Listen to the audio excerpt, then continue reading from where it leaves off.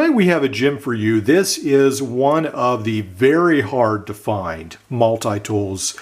This is the Paladin line, and these are really hard to find anymore. A lot of times they go for crazy money, like $200, $300, $400. People try to sell them for not the PT510 necessarily, but some of the other versions.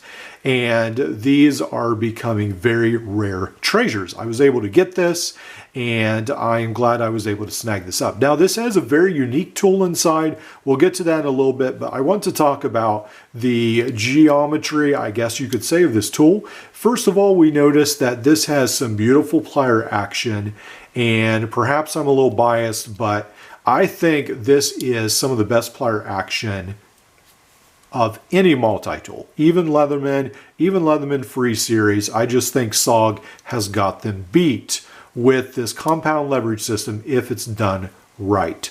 So this model right here must not have been used an overly extensive amount, and it just has a beautiful action, and it's just really a pleasure to use.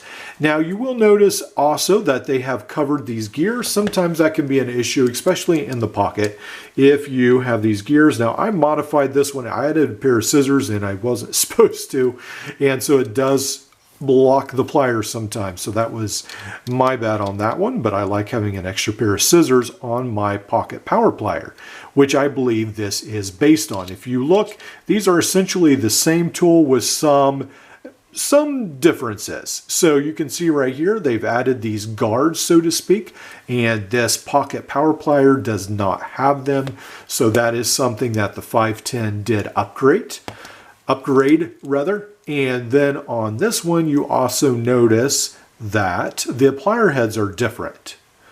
So the tips where they come to the needle nose definitely look different. Now, on the inside tool set, again, I added a pair of scissors, and so they do get in the way of the plier action sometimes.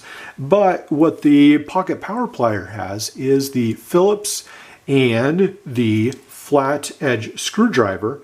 And then on the other side, you have the combo knife, and you have the can opener and the small micro driver. Now, on your Paladin 510, you have actually a file, a bottle cap lifter, the screwdriver, and then you have the knife, combo knife, and then you have this unique tool that again sets this apart. So on the end, from what I remember, this is the punch down tool, and then you have I guess it's a wire stripping tool, 16, 20, 22, and 24.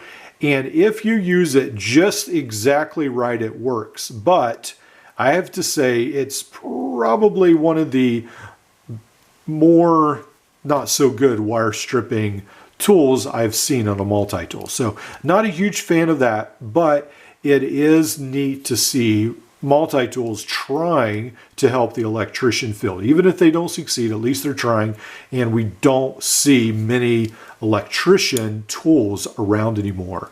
So again, the Paladin 510, it has some advantages in that it's so pocketable. It's a very light tool. This is probably contemporary in weight and length with like the Leatherman PST.